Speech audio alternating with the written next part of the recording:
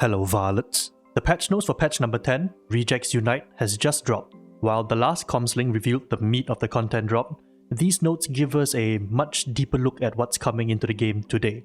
Also, if you voted in my community poll, stay towards the end to find out the results and maybe a little tease about what's coming next. So, to recap the last comms, for those of you who didn't tune in for it, in addition to the two new missions we're getting, Archivum Sycorax in Throneside and Ascension Riser 31 in Chasm Station, we're also getting a Chaos Spawn monster added into the game, along with the first community event in Darktide. Some details for the community event have changed a little since I covered it in the comms video. Previously, we needed 1.4 million missions completed to unlock the Ascension Riser 31 map. This is the third reward for the challenge. Now, it seems the number of mission points we need to complete has been reduced to 900k instead.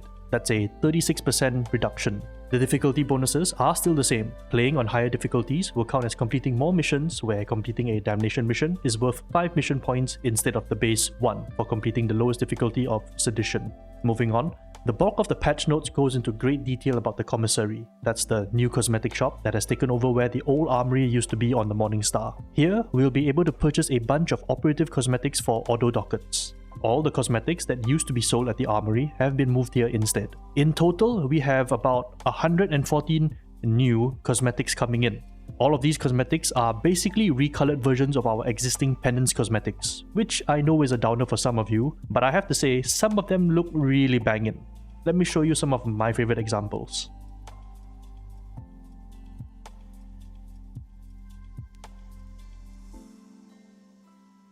Also, Ogryns now get a backpack as well, so that's nice.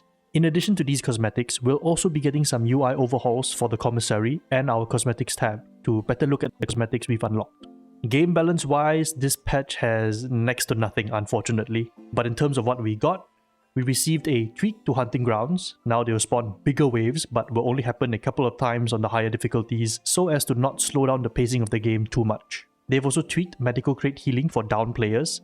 Now it won't heal as fast, but will consume a lot less HP. This is so a down player won't vacuum up all the health and actually allows the players who are still on their feet to make use of the healing while defending their body for a longer period. Finally, the Vet's frag grenades and the Preacher's stun grenades have received a buff of sorts. The underhand toss is now faster for both grenades. Not the biggest deal, but I guess it makes using the utility more fluid.